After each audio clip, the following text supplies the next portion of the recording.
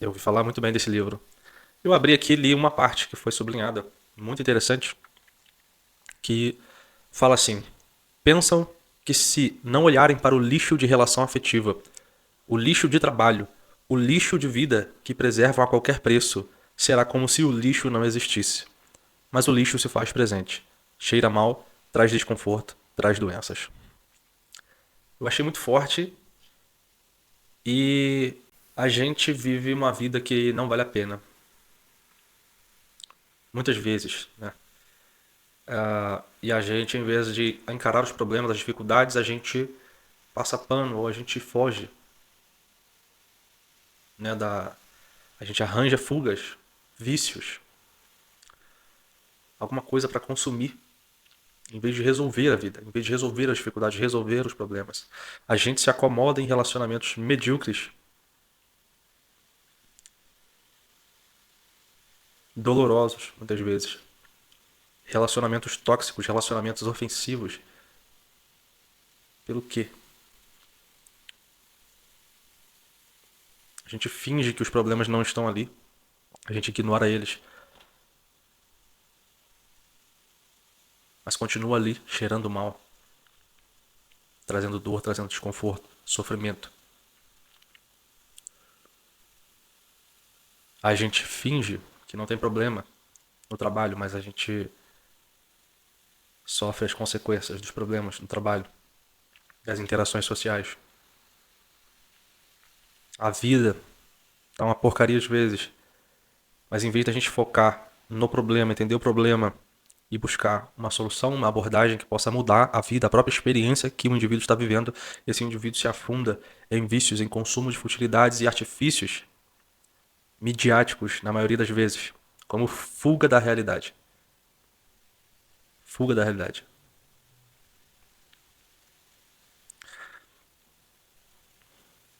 E aí a fala, né? Um lixo de vida afetiva, um lixo de trabalho, um lixo de vida. Infelizmente é o que muitos têm vivido. É claro que falar da vida, né, da própria vida e da vida de outras pessoas é uma coisa sensível, mas isso é para trazer reflexão pra gente, todos nós. E não necessariamente a vida no geral, mas podemos ter áreas da nossa vida que estão um lixo, estão meio que abandonadas. E esse livro, ele é sobre pessoas no fim da vida, né? Por isso que o título dele é A Morte é um Dia que Vale a Pena Viver. Então a autora do livro meio que traz uma abordagem, a abordagem correta diante desse fato da nossa vida. Qual é a vida que vale a pena ser vivida? Essa é a vida que a gente deveria buscar todos os dias. Sem se permitir, evidentemente, cair no vício, no desequilíbrio do prazer, por exemplo, né? Porque pode ser que a busca pelo prazer seja uma dessas respostas, né, da pergunta qual é a vida que vale a pena ser vivida. E prazer também é só um prazer consumista, é só um prazer do consumo? Será que não há prazer na estabilidade? Será que não há prazer na integridade? Será que não há prazer na construção de longo prazo, por exemplo, num histórico de longo prazo? Então há muito a desfrutar. Mas muitas vezes a gente se acomoda, a gente permite uma vida que é um lixo, sentimentos ruins, negativos, experiências medíocres, porque a gente não consegue pensar, a gente não assume a responsabilidade, a autorresponsabilidade de gerenciar essa situação e de focar naquilo que nós devemos fazer. Exige dedicação, exige esforço, exige disciplina. A gente se acovarda e foge da realidade. Então, assim, claro que no assunto do livro está contextualizado. E diante da morte, do fim da nossa vida, vamos dizer assim, é claro que esses pensamentos todos eles vêm à tona e é claro que uma pessoa, ela, naquele momento, nessa condição, ela vai pensar isso, ela vai querer fazer isso. Mas o desafio é, e as pessoas que não estão ali na beira da morte? Não estão no corredor final? Não estão com uma doença terminal ou com uma doença que tem um potencial nocivo? E nós? E os jovens? Qual é a vida que vale a pena ser vivida? Como morrer bem? Qual é a jornada que dignifica o destino? Ou que possibilita o destino?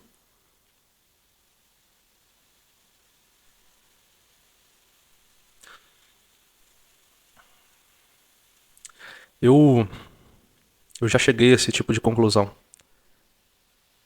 De que a minha vida afetiva estava um lixo. De que a minha vida estava um lixo. Meu trabalho, um lixo. E por essa razão eu comecei a buscar aquilo que é mais significativo, sabe? Eu preciso fazer as coisas com um propósito maior. Eu preciso agir com uma essência mais nobre. Eu preciso ter um foco que transcende um salário no fim do mês, por exemplo. Ou até mesmo a necessidade de pagar contas. Embora esse seja um bom motivo para trabalhar, e sim, eu tenho esse também. Então, para que a sua vida e para que a minha vida não seja um lixo, a gente precisa de fato analisar, apurar os elementos da nossa vida para a gente poder priorizar a aplicação do nosso tempo e da nossa dedicação e, de fato, resolver os problemas que precisam ser resolvidos, em vez de fugir deles. E uma coisa muito valiosa, no próprio processo de resolução de um problema, que geralmente é desagradável e que geralmente a gente não quer dedicar tempo e atenção para resolver, nós enriquecemos a nossa jornada. Por quê? Porque o fato de você estar cuidando de si mesmo é como se isso dissesse para o teu subconsciente, para o seu inconsciente que você se ama. Entende? Que o autocuidado é uma coisa importante e valiosa. Que você é uma pessoa valiosa, você é um ser valioso. Ao passo que quem não se cuida e não resolve os próprios problemas se sente exatamente o oposto. Não amado, não gostado pelos outros, não aceito, talvez, não compreendido, mas o fato é, isso é um reflexo ou é um eco que a sua própria consciência está emitindo. Um eco. Porque nós mesmos não nos amamos, porque nós mesmos não cuidamos de nós mesmos. Ou seja, nós não priorizamos a experiência saudável, inevitavelmente a não saudável vai chegar. Inevitavelmente. E se ela chegar e você não tiver mais tempo para corrigir, e se ela chegar no fim mesmo, e você talvez tenha um pouco de tempo, mas você já não tem mais energia, você não tenha recursos, eu entendo que nós falhamos gravemente em formar as novas gerações para que vivam vidas significativas, né? Dando importância àquilo que de fato é importante. Até o ponto em que a gente vai construir, né, uma coletividade, uma cultura, regras, leis que vão configurar um ambiente mais saudável, mais interessante de se existir, que não seja um lixo, mas que seja talvez até um privilégio. Claro que um privilégio é mais difícil de construir isso. Seria viver num país de primeiro mundo. Mas não um privilégio, mas algo satisfatório, algo significativo. Eu prefiro essa linha. E significativo por ser honroso, por ser virtuoso, por ser produtivo, por ser eficaz, por ser de acordo, né, com os parâmetros que a nossa natureza nos impõe. Então nós viveríamos uma vida satisfatória e saudável, plena. Para isso a gente precisa cultivar melhores valores sociais, melhores valores morais, melhores valores de interação social em grupos, seja no trabalho, seja em organizações ideológicas. A gente precisa respeitar e valorizar mais o ser do que o ter e muito mais do que estar. A gente precisa respeitar mais, cultivar mais e desfrutar mais disso, para que a nossa vida não seja um lixo. Então, essa frase, infelizmente, ela fala da realidade que muitas pessoas estão vivendo. Eu já passei por vários momentos em que eu pensei, caramba, que lixo de experiência, né, que eu estava passando. E imagino que isso vai acontecer mais vezes, pode acontecer mais vezes, mas eu tô em busca daquilo que é significativo. Então não deixe que a sua vida, que a sua existência caia nesse patamar, nessa categoria de futilidade, de insignificância,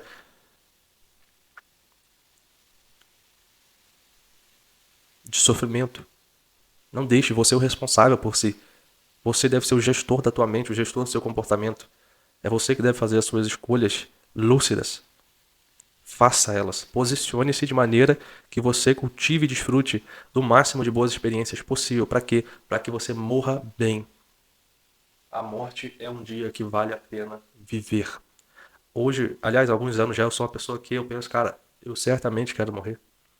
Aquela ideia de vida eterna parece uma coisa tão infantil, tão fictícia, tão besta. Qual é o problema da morte, meu Deus?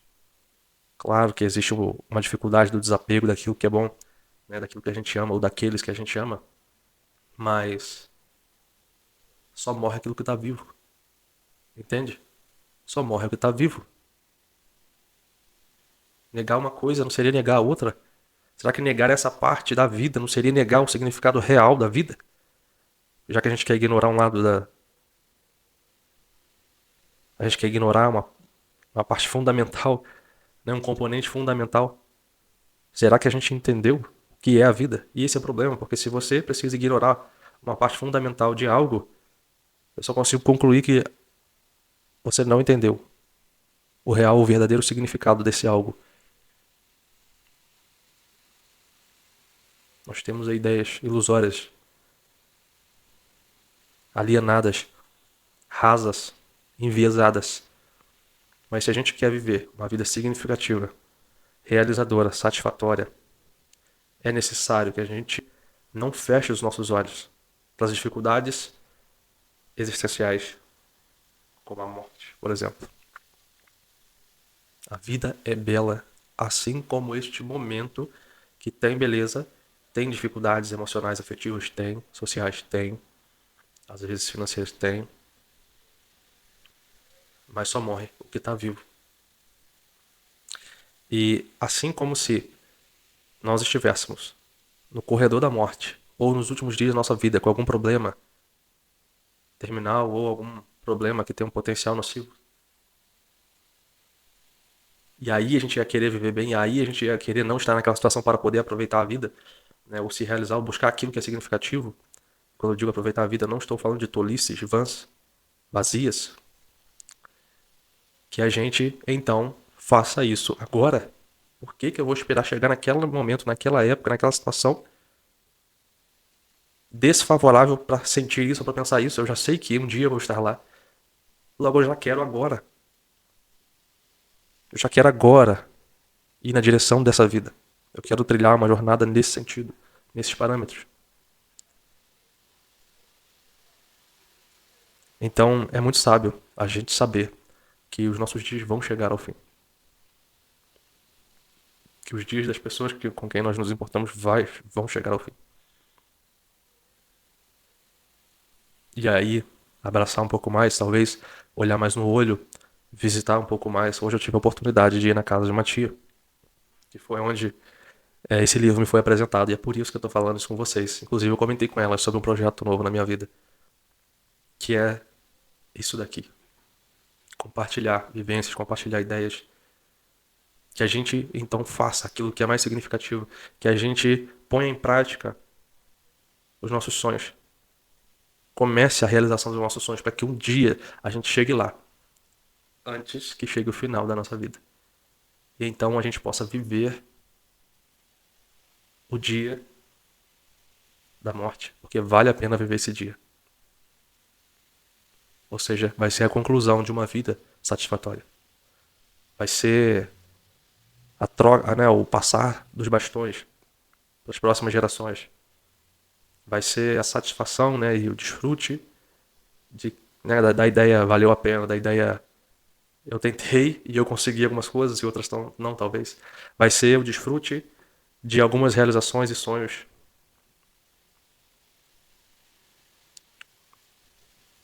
E talvez até mesmo no nosso dia, no nosso dia a dia, ou até nesse momento, né, nessa época, talvez a gente já saiba que não nos resta muitos dias, a gente consiga ser muito grato pela oportunidade de ter vivido. e grato pela oportunidade, o privilégio de ter tido outras pessoas, de ter e de ter tido outras pessoas na nossa vida. Então, viver é muito sobre isso. Eu acho difícil que alguém de fato viva plenamente sem considerar o dia da morte. Eu acho muito difícil.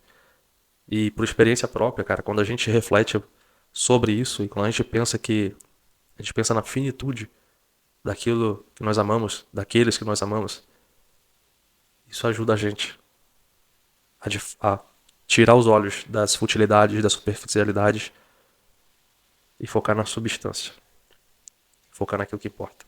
Então, faça isso. Faça isso. Para que o dia da sua morte seja um dia feliz, seja um dia satisfatório. Claro que se a sua vida realmente foi boa, é provável que algumas pessoas vão sentir a dor do desapego. Mas a satisfação, a gratidão da oportunidade de ter tido tempo com você vai superar tudo isso. O que é diferente em outros casos.